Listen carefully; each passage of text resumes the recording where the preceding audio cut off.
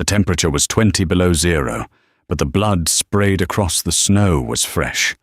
A 16-year-old outcast, running through the woods to escape the boys who made his life hell, tripped over a heavy iron chain. At the end of it lay a woman, brutally beaten, bound, and freezing, wearing the legendary colors of a Hell's Angel. The town of Pine Ridge, Idaho, was the kind of place that swallowed people whole during the winter. By mid-December of 2014, the snowbanks were 6 feet high, and the wind coming off the mountains felt like a straight razor against exposed skin. For 16-year-old Toby Mitchell, the freezing weather was the least of his problems. Toby was a ghost in the halls of Pine Ridge High, or at least he prayed to be. Born with a slight clubfoot that required multiple childhood surgeries, Toby walked with a permanent, noticeable limp. He was painfully thin, quiet, and carried the heavy burden of a kid who had lost his mother to cancer at age 7. His father, Arthur, worked double shifts as a diesel mechanic just to keep the bank from foreclosing on their rundown trailer at the edge of town. Arthur loved his son fiercely, but exhaustion made him a ghost at home. Toby was largely on his own, which made him the perfect prey. The predators were led by Derek Lawson and Bryce Carter. They were the stars of the school's hockey team, local royalty, who operated with complete impunity. To them, Toby wasn't a person. He was an amusement park ride. The bullying wasn't just teasing. It was a systematic, daily campaign of terror. They would empty his backpack into mud puddles, trip him in the cafeteria to watch him scramble on his bad leg, and leave threatening notes in his locker. On the afternoon of December 18th, the cruelty reached a fever pitch. A massive blizzard was rolling in, prompting the school to ring the final bell 2 hours early. In the chaotic rush to the buses, Derek and Bryce cornered Toby in the empty boys' locker room. They pinned him against the cold tile, laughing as they stripped him of his heavy winter parka. "You don't need this, do you, Gimpy?" Derek sneered, tossing the jacket into the open shower stalls. He cranked the water to freezing cold, soaking the coat through, before grabbing it and throwing it out the second-story window into the snowbank below. "Better run and catch it. Bus leaves in 2 minutes."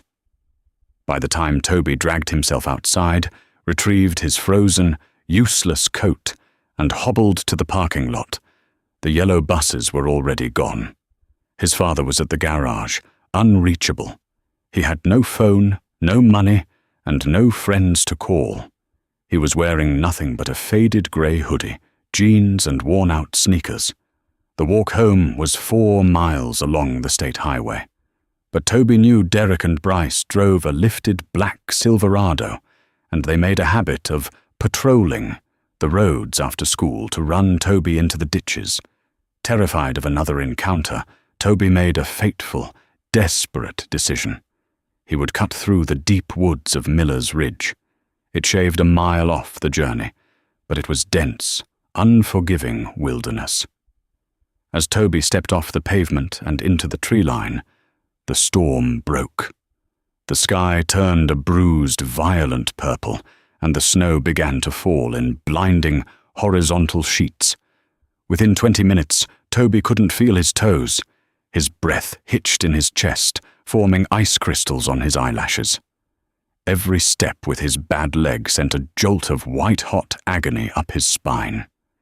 He was experiencing the early stages of severe hypothermia.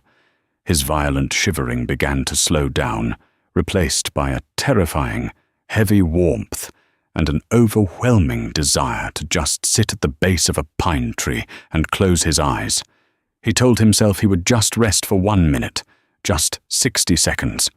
He slumped against a massive oak tree, the world fading to white. But as his eyes fluttered shut, a sound cut through the howling wind. It wasn't an animal, it was a wet, rattling gasp, and the unmistakable clinking of heavy metal. Toby forced his eyes open, his survival instincts fighting through the fog of freezing death. He pushed himself off the tree, his legs trembling like wet paper, and dragged himself toward the sound. He crested a small, snow-covered ravine and looked down, his breath caught in his throat. Lying in the center of a clearing, partially buried under the rapidly accumulating snow, was a woman. She was in her late 50s, though her face was so brutally swollen and covered in dark, freezing blood that it was hard to tell. She was bound to the rusted iron wheel of an abandoned logging tractor. Thick, industrial zip ties dug so deeply into her wrists that the skin was split to the muscle. Wrapped around her waist and padlocked to the axle was a heavy steel logging chain. But what made Toby's blood run cold wasn't just the violence of the scene. It was what she was wearing. Over a torn flannel shirt, she wore a heavily scuffed leather motorcycle vest.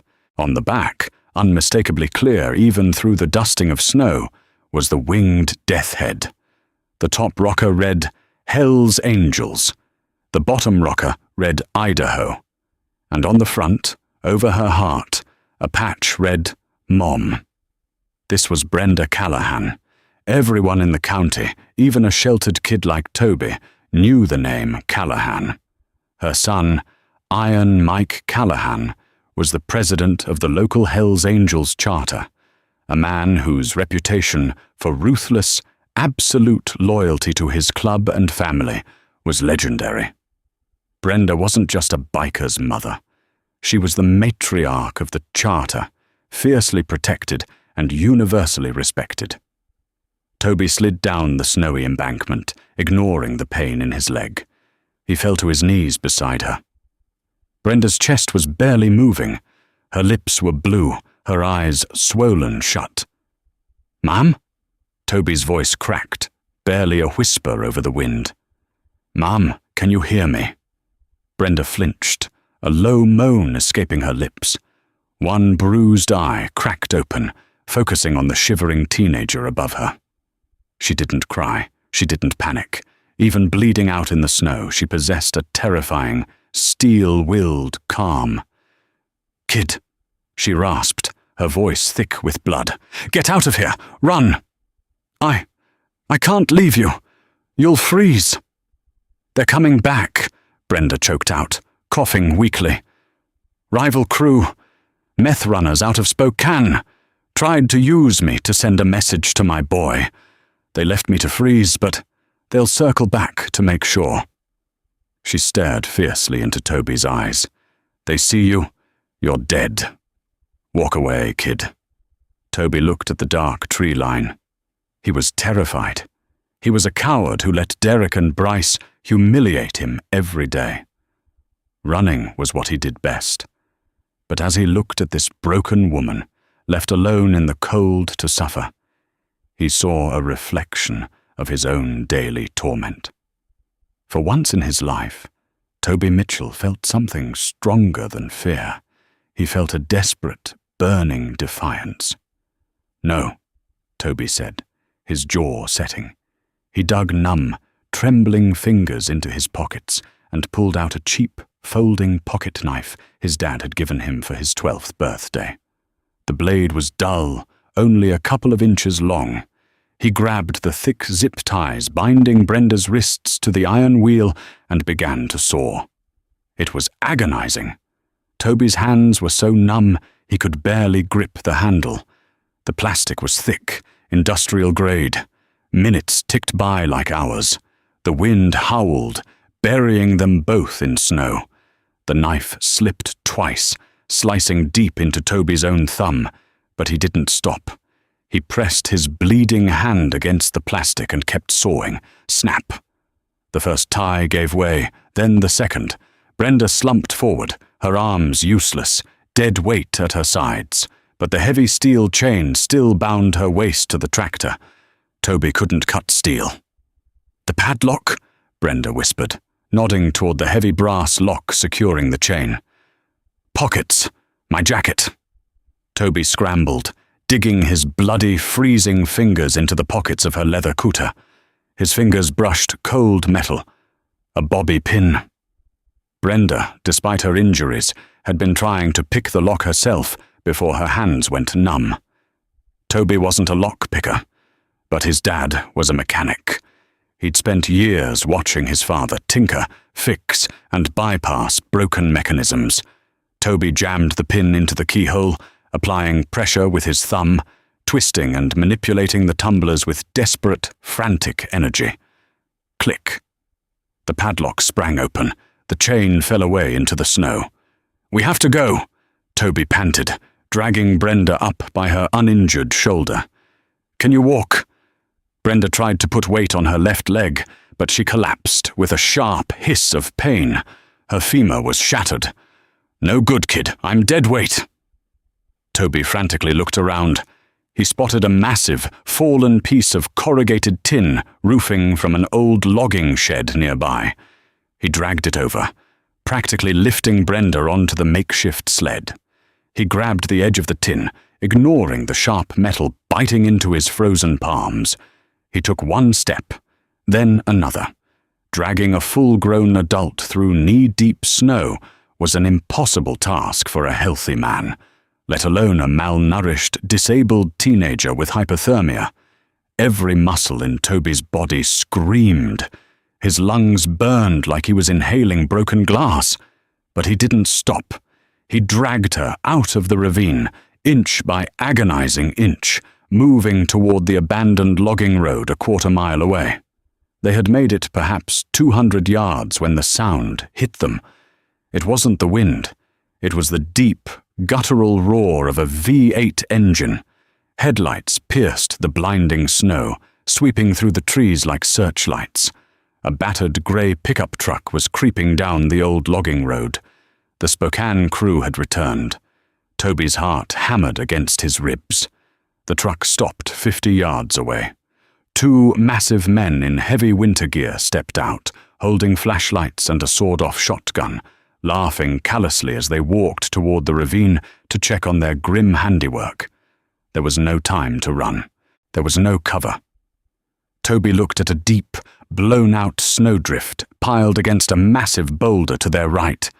It was their only chance. With a surge of adrenaline, he dragged the tin sheet behind the boulder. He grabbed handfuls of snow, frantically throwing it over Brenda's legs and body, burying her under a layer of white. "Don't move," Toby whispered. "Don't breathe." He threw himself on top of her, pressing his body flat against the frozen ground, and pulled the remaining snow over his own back. He wrapped his arms around Brenda, sharing what little body heat he had left, becoming completely motionless. Footsteps crunched in the snow. They were getting closer. Crunch, crunch, crunch. A beam of yellow flashlight swept over the snowdrift, stopping just inches from Toby's exposed boot. "Yo, Silas!" a rough voice shouted over the wind. "The chain's here, but the bitch is gone." "What?" The second man ran over. "Impossible. She had a busted leg. She couldn't have gone far. Spread out. Follow the blood trail before the snow covers it. If Mike Callahan finds out she's alive, we're all dead men." Toby squeezed his eyes shut. His heart was beating so loudly, he was certain they could hear it. He could hear the men breathing. He could smell the stale cigarette smoke on their clothes. They were standing less than 10 feet away. If they looked down behind the boulder, Toby and Brenda would be executed on the spot. The flashlight beam hovered over the edge of the snowdrift. Toby Mitchell stopped breathing. Beneath him, Brenda Callahan lay as still as a corpse, her fading body heat the only sign she was still alive. "Look at the ground," the man named Silas grunted, shining his light into the howling wind. "The snow's coming down too fast. The tracks are already gone. If she crawled off with a busted femur, she ain't getting far," the second man, Wyatt, spat, pulling his heavy coat tighter around his neck. "It's 25 below zero. If she ain't dead yet, she will be in 10 minutes. I'm not losing my fingers looking for a dead woman in a whiteout. Let's get out of here before the roads freeze over completely." Toby listened as the heavy boots crunched away. The doors of the pickup truck slammed, the engine roared, and the headlights slowly swept over the trees, before fading down the logging road. They were gone. Toby waited another agonizing minute before pushing himself off Brenda. He was shivering so violently his teeth clattered together, but the adrenaline in his veins pushed the paralyzing cold to the back of his mind. He brushed the snow off Brenda's face. She was completely unconscious. "Okay," Toby whispered to himself, his voice cracking. "Okay, just a little further."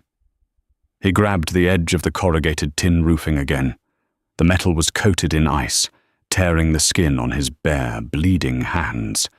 But Toby hauled his weight forward. He didn't look at the trees. He didn't look at the sky. He only looked at the snow immediately in front of his boots. 1 step, 2 steps. Keep pulling. His bad leg dragged, sending spasms of agony into his hip.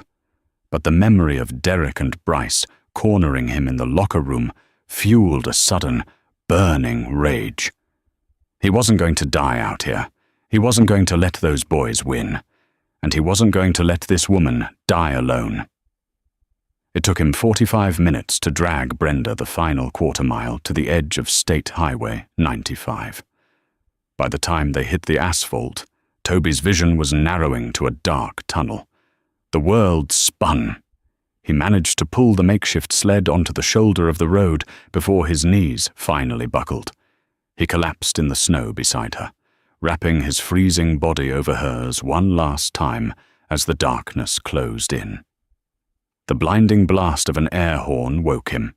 A massive Orange County snowplow had come to a screeching halt just 10 feet away, its amber lights strobing against the blizzard. The driver, Gary Higgins, leapt out of the cab, a radio already in his hand, screaming for an ambulance. Gary threw his heavy thermal jacket over the 2 frozen bodies. That was the last thing Toby remembered, before the world went entirely black. Toby woke up 3 days later, in the burn unit of St. Jude Medical Center in Boise. The pain in his extremities was excruciating. His hands were bandaged like boxing gloves, and his lower left leg was elevated and heavily wrapped. Sitting in the chair beside his bed, looking 10 years older and completely hollowed out, was his father, Arthur. When Arthur saw Toby's eyes open, the exhausted mechanic broke down, burying his face in the mattress. "You're alive, buddy," Arthur wept, gripping his son's arm gently. "You're alive." Toby's throat felt like sandpaper. The woman, "Brenda," a deep, gravelly voice answered from the doorway. Toby turned his head. Filling the doorframe was a man who looked like a mountain. He wore heavy denim, thick leather boots, and a black vest adorned with the Hells Angels' death head. His arms were covered in ink, and a thick scar ran down the side of his jaw. This was Iron Mike Callahan. Mike stepped into the room, holding his leather cutter in his hands. He looked at Arthur with quiet respect, then looked down at Toby. The terrifying biker had tears in his eyes. "She lost 2 pints of blood and 3 toes to the frost," Mike said, his voice thick with emotion. "But the doctors say she's gonna make it. And they told me why. They said if you hadn't put your own body over hers, her core temp would have dropped past the point of no return." Toby swallowed hard. The men in the truck, they said they were from Spokane. Mike's eyes hardened, a terrifying, violent shadow passing over his face. "We know. They were running meth through our county, trying to push us out. They thought grabbing my mother would break us. They were wrong. And they've already been dealt with." Mike stepped closer to the bed and placed a heavy hand on Toby's bandaged shoulder.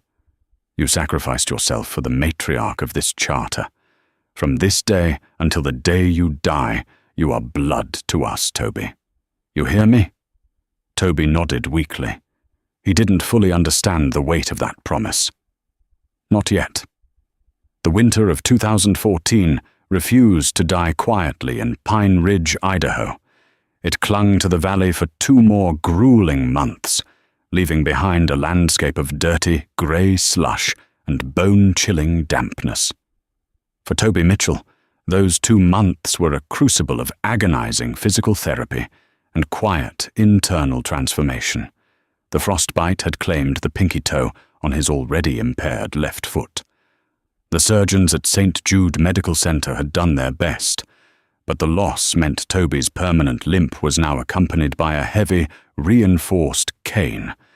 The skin on his palms remained tight and shiny, heavily scarred from where the freezing, corrugated tin of the logging shed had ripped away his flesh. Yet, while his body was battered, his spirit had undergone a seismic shift. The boy who had cowered in the locker room, Showers, was gone, left behind in the snowdrift on Miller's Ridge. In his place was a quiet, hardened survivor. The local authorities, pressured by the formidable legal weight of the Hells Angels, had kept Brenda Callahan's name entirely out of the press. To the town of Pine Ridge, the official narrative was simply that Arthur Mitchell's disabled son had gotten turned around in the blizzard and miraculously survived the night. Nobody at Pine Ridge High knew the truth. They didn't know about the iron chains, the meth runners, or the blood in the snow, which meant to Derek Lawson and Bryce Carter, Toby was still nothing more than a convenient, pathetic target. It was a Tuesday afternoon in late February when Toby finally returned to school. The final bell had rung, and the mass exodus of students was navigating the icy puddles of the senior parking lot. Toby was making his slow, methodical way toward his father's rusted sedan, his cane clicking rhythmically against the wet asphalt. He kept his eyes forward, ignoring the whispers and stares of his classmates. He was 10 yards from his father's car when a heavy hand clamped down on the back of his collar, twisting the fabric of his jacket and violently jerking him backward. Toby stumbled. His bad foot slipped on a patch of black ice, and his cane clattered loudly to the ground. He caught himself on the trunk of a nearby sedan, turning to face his attackers. Derek stood there, flanked as always by a grinning Bryce. Derek's lifted black Silverado idled loudly just a few spaces away, a monument to his family's sudden, unexplained wealth in a struggling blue-collar town. Derek sneered, stepping forward and kicking Toby's aluminum cane completely under the neighboring car, out of reach. "Look who decided to crawl back out of the woods," Derek mocked, his voice carrying over the chatter of the parking lot. A small crowd of students began to gather, eager for the cruel entertainment they had come to expect. "Heard you cried for your daddy when the plow driver found you. You think surviving a little cold snap makes you special, Mitchell? You're still nothing but a pathetic cripple." Toby slowly straightened up. He didn't break eye contact. His hands, scarred and tight, didn't tremble. He remembered the icy wind cutting through his hoodie. He remembered staring down the barrel of a sawed-off shotgun in the pitch black. Compared to Silas and Wyatt, Derek was just a loud, deeply insecure child.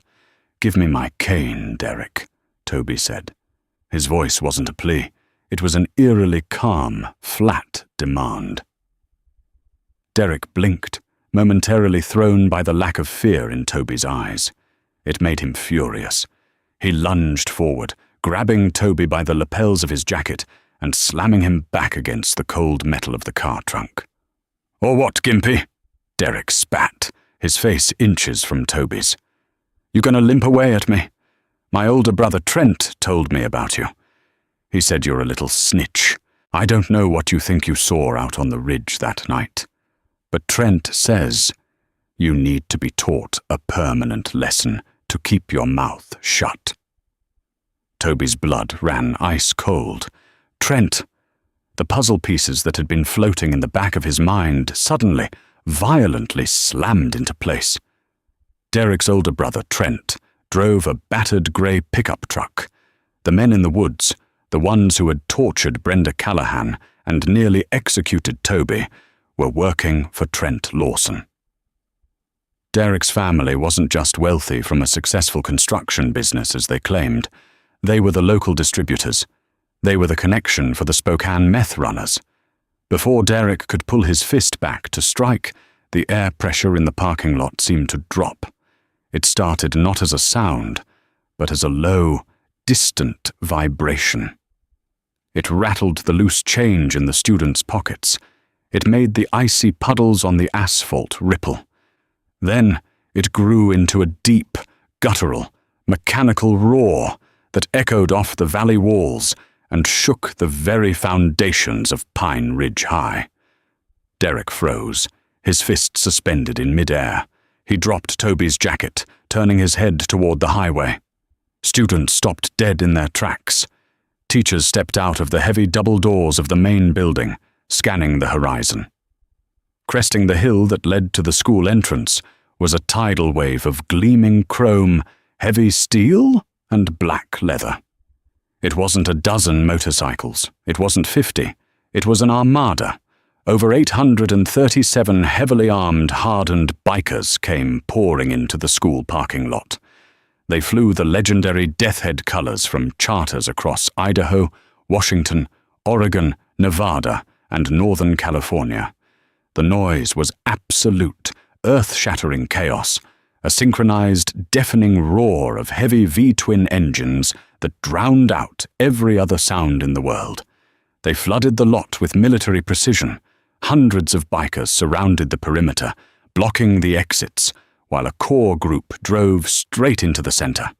They completely boxed in Derek's lifted black Silverado, forming a massive, impenetrable wall of leather and steel around Toby. Then, in perfect unison, the engines cut off. The silence that slammed into the parking lot was heavier, thicker, and far more terrifying than the noise had been. The only sound was the ticking of hundreds of hot exhaust pipes, cooling in the winter air. Iron. Mike Callahan stepped off his custom Harley in the direct center of the pack. He looked like a titan draped in denim and leather.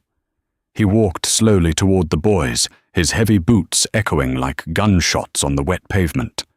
Behind him walked 20 of the largest, most intimidating men Toby had ever seen, all wearing the Hell's Angels rocker.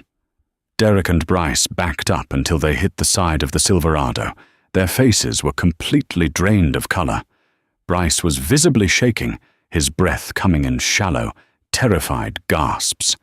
Their tough guy facades had shattered into absolute, primal panic. Mike didn't even look at them. He walked straight over to the parked car, reached underneath, and pulled Toby's cane from the slush. He handed it to the teenager with a slow, respectful nod. "You good, brother?"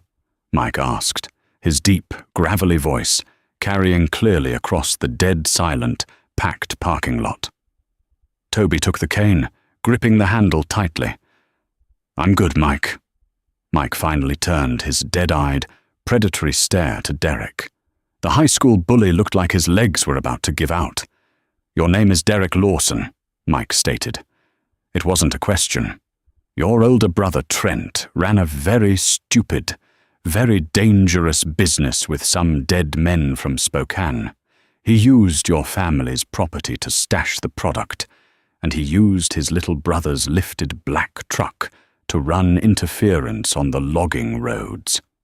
Mike reached inside his leather cooter, pulled out a thick, folded stack of papers, and tossed them carelessly onto the hood of Derek's precious Silverado. They were federal search warrants and indictments. "The DOA just kicked down the front door of your house 15 minutes ago, Derek," Mike said, his voice dropping to a terrifyingly quiet register. "Your brother is going to federal prison for the rest of his natural life. And considering the mountains of evidence we so generously left on your front porch for the feds, your parents are going with him. The bank is seizing this truck, your house, and every dime your family ever made. Your untouchable little kingdom in this town is gone." Derek's knees buckled. He collapsed onto the wet asphalt, burying his face in his hands and sobbing hysterically as the reality of his completely destroyed life crashed down on him. Bryce scrambled backward, turning and sprinting away toward the football field in sheer, cowardly flight. Nobody bothered to stop him. Mike turned away from the weeping bully. He faced the massive crowd of 837 hardened outlaws. He raised his right fist high into the cold air. As one, the armada responded. Every single biker in the parking lot dismounted. In a staggering display of respect that defied every expectation of the town of Pine Ridge, 837 men took a knee, bowing their heads in the freezing slush. They weren't bowing to a king or a president. They were bowing to a 16-year-old kid with a clubfoot who had looked death in the eye and refused to run. Toby Mitchell stood tall, leaning on his cane amidst the endless sea of leather and chrome. The ghost of Pine Ridge High had vanished forever, replaced by the most protected man in the state of Idaho. Toby Mitchell never walked the halls of Pine Ridge High in fear again.